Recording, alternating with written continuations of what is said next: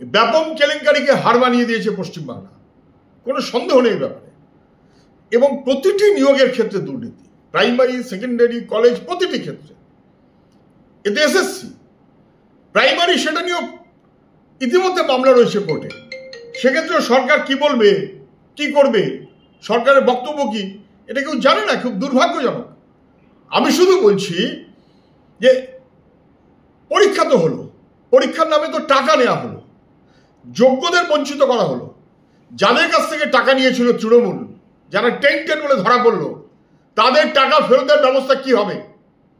তারা ঘাট ধরে টাকা আদায় করুন, দুর্নীতির টাকা ঘাট ধরে আদায় করুন। কোথায় কে কি বলছেন আমি জানি না, কিন্তু এটা স্পষ্ট হয়ে গেছে যে স্কুল সার্ভিস কমিশন, মধ্যশিক্ষা পর্ষদ, রাজ্য সরকার সবাই মিলিয়ে সুপ্রিম কোর্টের অর্ডারটাকে মেনে নিল।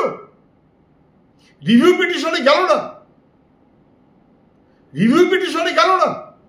যোগ্য, অযোগ্য বা ইত্যাদি মেধাসম্পন্ন তালিকা ভাগ করবার কথা দিল, কথা রাখলো না, ওয়েমার্কশিট প্রকাশ করলো না।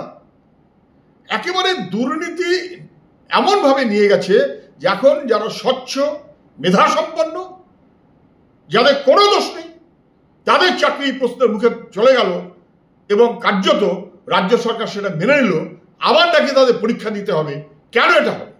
রাজ্য সরকার অপরাধ করেছে, অপরাধীদের পাশে দাঁড়িয়েছে, স্বচ্ছ যোগ্যদের পাশে দাঁড়ায়নি, তাদের পেটে লাথি মেরেছে। মুর্শিদাবাদের ঘটনাটা যে ভয়াবহ একটা ইঙ্গিত, এটা নিয়ে কারোর কোনো সন্দেহ থাকতে পারে না। কিন্তু এটাকে ঘিরে তৃণমূল এবং বিজেপি শুধু রাজনীতির ধান্দা পোষানোর চেষ্টা করছে।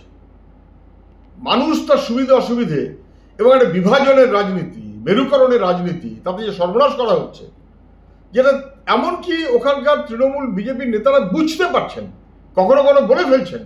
কিন্তু ওপরের নেতারা কি বলছেন এসব? তৃণমূলের নেতারা বলছেন বাংলাদেশ থেকে এসেছে, ঘটনা ঘটিয়ে আবার বাংলাদেশে চলে গেছে। এসব ওরা জানতেন। তো জানতেন যখন, গোয়েন্দা রিপোর্ট আছে, কোনো আগে থেকে ব্যবস্থা নেননি কেন? তাহলে তৃণমূলের সরকার থেকে মানুষের নিরাপত্তা তো রক্ষিত হচ্ছে না, কোনো সন্দেহদের ব্যাপারে নেই। আবার পুলিশ যাদের গ্রেপ্তার করেছে তারা স্থানীয়। তাহলে তৃণমূলের নেতারা এক কথা বলবেন, মন্ত্রী এক কথা বলবেন, আর প্রশাসন আরেক রকমের বাস্তবতা দেখাবে। তো বোঝা যায় যেটা ছেলে মানুষই করার মতন করে মানুষের জীবনকে নিয়ে এটা তৃণমূল করতে চায়। বিজেপিও পার্লামেন্টের সমান অপেক্ষায় থাকে। এটা নিয়ে কোনো সন্দেহ নেই তো যে জঙ্গি ঘাঁটি একটা পশ্চিমবাংলার বিভিন্ন জায়গাতে আছে। নানান তথ্যে কেন্দ্রীয় সরকার তারাও পর্যন্ত বলেছে যে বাহিনী ঘুরে ঘুরে বেড়াচ্ছে। তো সেগুলো দেখার কার দায়িত্ব? বিজেপির, মানে কেন্দ্রীয় সরকারের, মানে কেন্দ্রীয় এজেন্সিগুলোর। তারাই বা কি করছে? পশ্চিমবাংলায় জঙ্গি তাদের একটা আস্তানা, আতুর ঘর।